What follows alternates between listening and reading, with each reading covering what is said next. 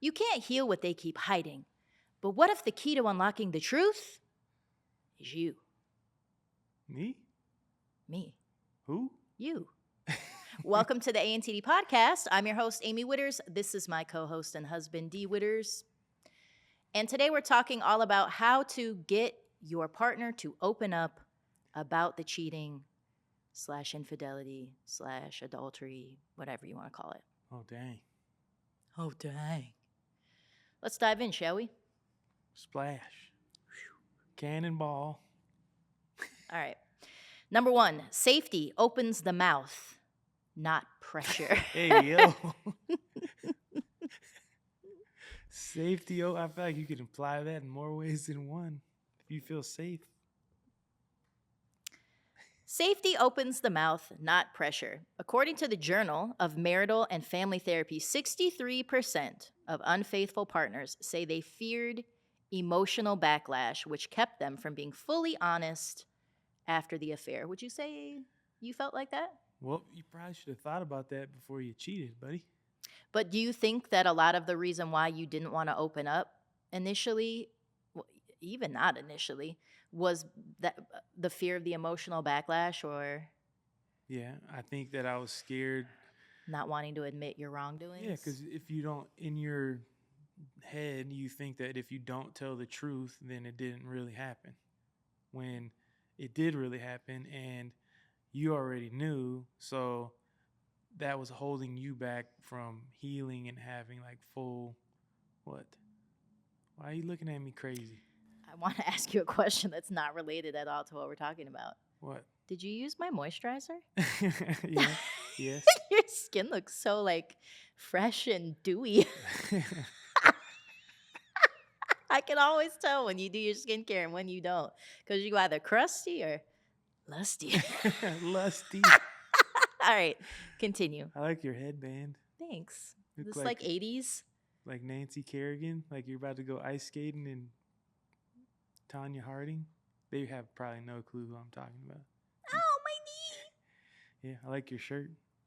Thanks. We just dropped these. There's still a few left, I think. You could go to I made shopantd.com. Yeah, it was we do a pre-order every month for our stuff, but I made a few extra. They're pretty cool. Very comfortable. I like the color. The color. The color. All right, back to the point. Yeah. Yeah, What were you saying? So I got distracted by your skin. I'm sorry. I was saying that, yeah, you're afraid to say anything, right? And I think that probably could apply to anything in your relationship, right? If you're afraid to talk to the other person, the communication can be horrible. But I do think that is a major key in healing, is being completely open and honest. So it sucks that the person who got cheated on kind of has to create like a safe environment. It's so stupid. It's backwards, but yeah. When someone feels emotionally unsafe, they shut down. But when they sense compassion, curiosity, and control on your end, walls can begin to come down. So do you think that if the person's like pissed off that they got cheated on, they should fake like they're not just so they can get the truth?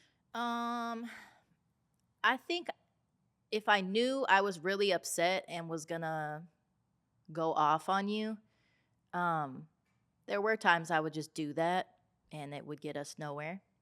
Or I'd pop you, which didn't help.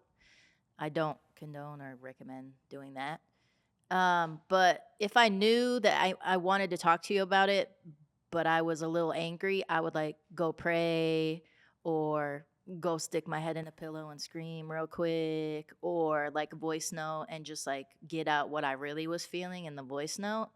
But a lot of the time I would just pray for God to like let the Holy Spirit come and like just help our conversation, let there be like breakthrough. And a lot of the time that allowed me to go into the conversation calm and just like vulnerable with you. Cause I feel like if I was vulnerable with you and like expressed how much it hurt me or why I was feeling the way I was feeling in a soft way, I feel like that then gave you the safety to feel like you could be vulnerable and like open up about why you think you did things, or even just have like empathy for me, like, wow, I didn't realize that that hurt you like that, or I'm so sorry that that made you feel that way. It was never about you, it was me and what, XYZ. It just allowed for better conversation to flow and for understanding to happen between us, I feel like.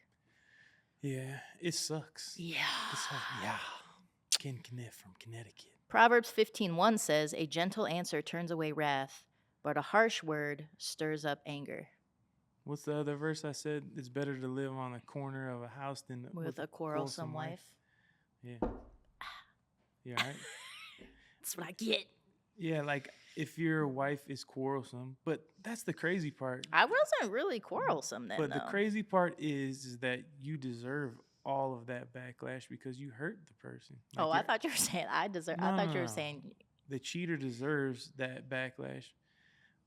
I think. yeah, but I think for a lot of people that cheat, and you've said this a lot, you like immediately regret it after. So I think that with that comes a lot of guilt and shame and remorse, and that kind of needs to be nurtured too. I know people don't want to hear that a lot, but we repaired our relationship and this is how we did it. So we're just like, try it. yeah. And see, let us It, know it, if it it isn't works. fair. It isn't fair. Like, I should be able to just like go you know what I mean? Like, and there were times I was just angry and let out a cry and whatever, but if that's the only way you're trying to communicate with the person, they're gonna be closed off and they're not gonna want to open up to you and talk to you about what happened and potentially why it happened. And I think like from more flies with honey. Yeah, from like coaching people and helping people, I've learned that a lot of people who cheat kind of shut down, and then they have reasons why they shut down. Like maybe the person who got cheated on told their whole family, or maybe they just like freak out on the person, but they shut down for certain reasons, and then it takes a really long time to come back from that because you're kind of putting up a wall like as a defense mechanism. Like, yeah, you know you messed up, but at the same time, like you're not ready to say everything or even talk about it. And so it's like both people have to be, if you're trying to like figure things out and work through things, both people have to be super patient. It just sucks that like you don't deserve that, you know.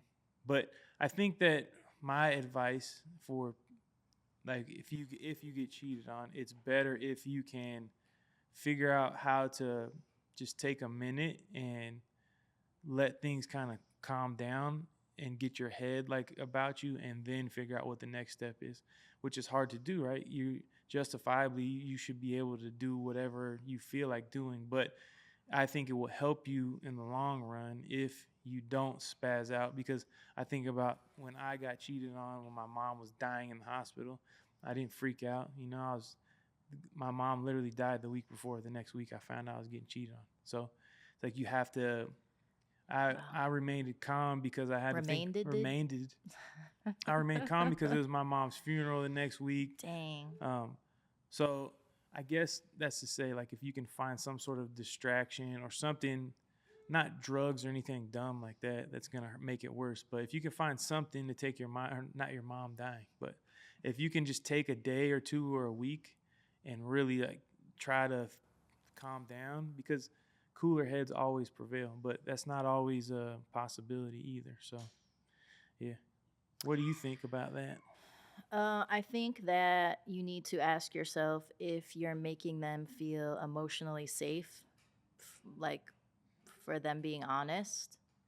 And then I think ask yourself if they've told you the truth. Like, are you able to handle that? Or are you almost punishing them after they tell you the truth? Which also would be justifiable. It would be justifiable, but then it's also going to make them be like, "Oh yeah, I can never open up to you about this again cuz you're crazy." Which, like, rightfully so, guys, but it just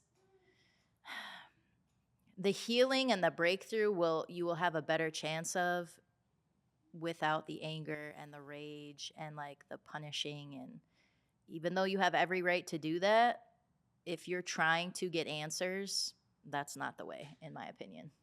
Yeah, and I think you have to keep in mind too. This, like, if you're trying to restore, renew, have a new relationship, right? You got to realize that this is going to take a lot of work, and there will be times where you were able to be calm and we could talk, and then there were times that you couldn't, and you kind of just have to keep fighting. Like, just as long as you don't give up and keep trying, you'll end up in a better place. For sure. For sure. Point number 2. Ask to understand, not to attack.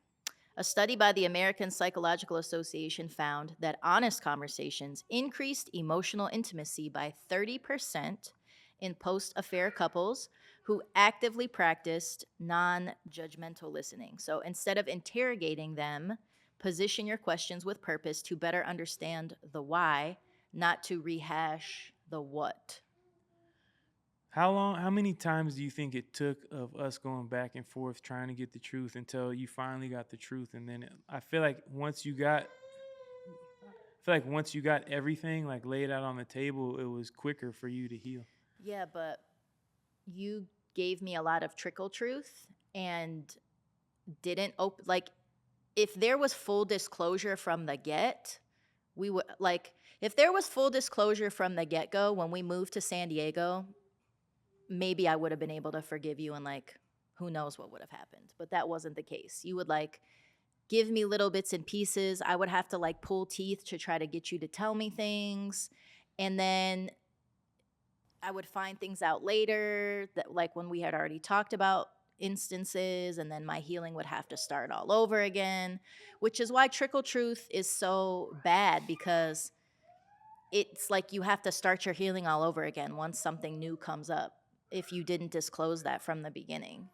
Well, I 100% know that if I would have told you everything, that I probably wouldn't have cheated again, because that was one of the reasons why I felt like I would go back and forth, is because I would be scared to go all in with you, and then I would hurt you, and I'm like, dang, this is not gonna work. I just keep hurting her, and then I would go back and forth, which is bullcrap, you know. Yeah. But yeah, I think if you're in a position where you just like found out a day or a week or a month ago something happened, like, if you're you're the cheater, like, bruh, tell them everything and just lay it out on the table, and then give yourself a fighting chance for the future, because if you don't, it's just gonna prolong the healing and take longer and longer to get where you're supposed to be. Or they might just be like, you know what, I can't do this. Yeah. Like, I'm sorry. Either way, it's a risk. Yeah. So just lay all your cards on the table. What's the worst that could happen? Right. So questions to ask yourself are, am I listening to learn, or am I listening to argue? What would it feel like for me to be heard in my own pain? Yeah. Yeah, that's good. I remember when I got cheated on, the person was like, you need to get over it. We were just kids. That's crazy. And it's like, what? That goes back to people not realizing, like, the trauma that betrayal causes to a person, like, Yeah. forever.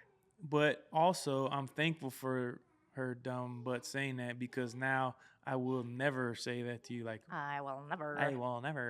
I'll never be like that with you. Like, nope, feel whatever you got to feel, dog. Because it doesn't matter how much time, which is something we learned, no matter how much time passes, when you get triggered, your brain doesn't know the difference between when it happened and right now. Your brain goes right back to when it happened. So it doesn't matter if you. I think it depends on what the trigger is. Like, in December when we almost broke up, that was like a whole new trigger for me, because that was something that never really happened before. And yeah, it did. It did feel like it happened all over again. And it was really painful. But it took us like a couple days to move forward from it, as opposed to like Years. months or yeah. And then, like, I don't know, I don't think about it. I'm not ruminating on that instance or anything like that, you know? Thank God. So yes, a trigger can still happen, but if you guys know how to talk and have these conversations, you don't have to. I don't want to say the pain hurts less, but, like, I don't know, it takes a quicker time to recover now than it did before. Do you think that if I wouldn't have told you like the full truth, like whatever it was a few months before that, that we would have been able to make it through that trigger, that new thing? because I feel like you knowing everything, you knowing the truth about that person, like it was easier for us to get through that. You told me about that person like a year before. It That's what I'm wasn't saying. months. Or You whatever said it was. months. Whatever it was. I don't It remember. was like, and and that was crazy because we were just eating lunch before we were going to get the boys from school. And I don't even remember exactly what you said, but you were like, yeah, like all them girls I slept with. And I was like, huh? And you're like, what? Like, what do you mean, all them girls? And I felt like I got kicked in the gut. And then, yeah, then you were like, oh, geez, like, I don't want to talk about this. This is really uncomfortable. And that's when I was like, you know what? Let me take a minute and then figure out like when we can decide to talk about this. And then it was like the next day or something, we went to Grimaldi's to get pizza and sat there. And I was like, I'm going to ask you some really uncomfortable questions. And I need you to just tell me the truth. And that felt like I had an elephant lifted off of me after I told you all Well, that. yeah, and like they were really, there were some things that were uncomfortable to hear, and I'm sure they were uncomfortable to answer. But like it was a super calm conversation. I don't even think either of us raised our voices. Like it was just like, okay, what happened with whatever? How many times? Okay. How did that start? Okay. Like whatever. Do you think it was some things were worse and some things were better than what you had thought in your head? I feel like the majority of stuff that I ruminated on even years ago and with this situation was like all the things I was thinking were 10,000 times worse than like what it actually was. Which is I mean, it proof. was still hurtful, but Which is proof, though, that if you tell the truth, it's actually better than letting the person think in their head something that's not the truth. I think because like I found that out a year ago and then her like randomly liking all our stuff and then from randomly liking all our stuff immediately like I started having a panic attack just from her liking the posts to then going in the office and you're like, "Oh, she DM'd me." Like, why? Like why does she feel like it's okay to DM you? Like I don't understand. Yeah. Block. Block. And then like even with the other side girl, I thought she been long gone. She came on a live like a week ago. Like, why are you on my live? Like, do you want me to shout you out? Like, what You guys should have was it an accident? collaborated. That That'd have been crazy. I don't think. Yeah, I'm like forgiving and everything, but I have boundaries, and I would never like if I seen her out or something. I don't think I would, like I'm cool. But to have a conversation, I don't really think that's necessary. I know exactly what I would do if I seen any girl out in public anywhere. What? Be stone cold, and completely avoid them and not look at them or talk to them or What? And anything. like pick me up on your shoulders? I'm like, yeah, It's my wife. I have, facts. I have no desire to speak to any girls. Like even when girls follow me on Instagram from our podcast, I'm like, it's pretty cool. Like, it's cool that people are following us. No, yeah. That want like help, but I can't have like. You got to talk to my wife. You got to have a conversation with her. Yeah, or get on a coaching call. Yeah. We'll talk to you together. Yeah, I'll help any dude, but I'm not talking to no girl. Boundaries. Boundaries keep you safe, man. That's right. Yeah. And they help rebuild trust. I never thought in a million years we would be doing this. Me either. Like jumping on these calls and helping people for like an hour straight, and it's so awesome. Like it actually helps. Like I heard. Yeah, could you imagine if we had a you back then? Like, I'm going to call D No, you. well, either or. Like, I'm going to call Amee and D and see what they have to say about this. Like, man, we would have been so good so fast. Yeah. It's all good. Now we get to help people. For real. Yeah, for real. I'm thankful for that. I'm thankful that, like, we get to take the pain and give it purpose. As people ask us a lot, like, do you guys talking about it all the time, like, does that trigger you? Does that get y'all angry? And I'm like, it's honestly more healing than anything. Yeah, and when you get like messages or you're on a call with somebody and you're talking them through like their problem, it's like, this is freaking fire, bro. Like you get to use everything you learned not to do and help them. give them that wisdom and pass it to them. It's fire. And then give the glory to God. Dang, I forgot to say that. Sorry. You forgot? I fart got. Well, I said it for you. Ready for the last point? Yeah. Okay, number 3. Healing conversations require time, repetition, and tenderness. Try a You little. got to. We do this every episode, man. I can't help it. It's like a musical Like just, podcast. I'm a musical gal, so. All right. Infidelity expert, my girl, Dr. Shirley Glass, found that rebuilding trust takes 18 to 24 months on average. The other study that I found said 18 to 36. But that includes multiple honest conversations over time. Your person may not open up in one big conversation. It might take consistent small invitations and reassurance that telling the truth won't always lead to relational chaos. I feel like another good thing too is like, if you don't want to like set up a time to talk about stuff, like it's better to maybe start conversation like when y'all are doing something together, like cooking together, like you're working out together, you're, doing stuff with your kids or getting the kids ready for bed or something. Like, this really made me feel blah, blah, blah. Don't do it before bed. Well, yeah, okay, fine. Don't do it before bed. But like maybe do it when you guys are like engaging in an activity.